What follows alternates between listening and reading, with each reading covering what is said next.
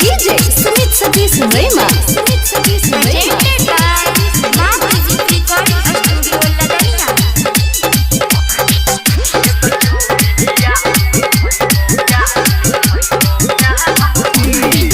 एक छौरिया ने खइबो कीरा पड़ल दुनिया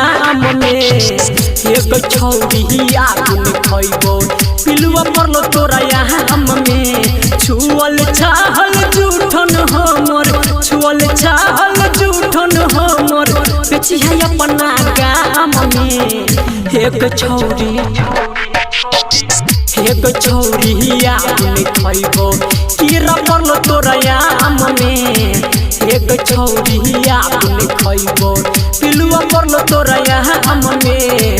एक छौरिया ने खइबो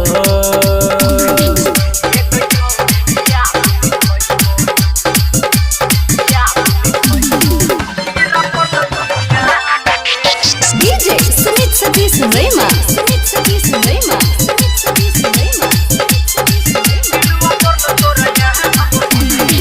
चलो पहले सुपर डुपर रस तोरे पोरबे अब बेलौ जेना तोहर दादिया खोरबे निकने लागै छो हे गई छौरी निकने लागै छो हे गई छौरी बेचले कमे दाम में एक छौरिया ने खइबो कीरा पड़ल दुनिया में एक छौरिया ने खइबो पिलुआ पड़ल तोरा यहाँ में एक छौरिया ने खइबो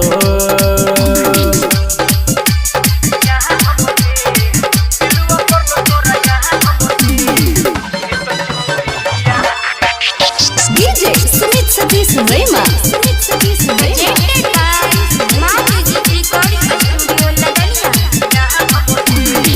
हर भजन राइटर के सुनोई ग्याल छौ मन उनोइटबे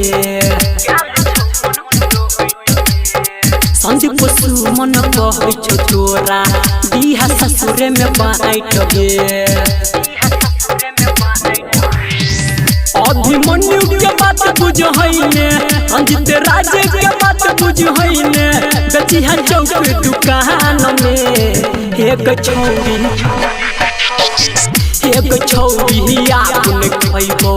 कीरा पड़ल तोरा यहाँ में एक छौरिया ने खइबो पिलुआ पड़ल तोरा यहाँ में एक छौरिया ने खइबो।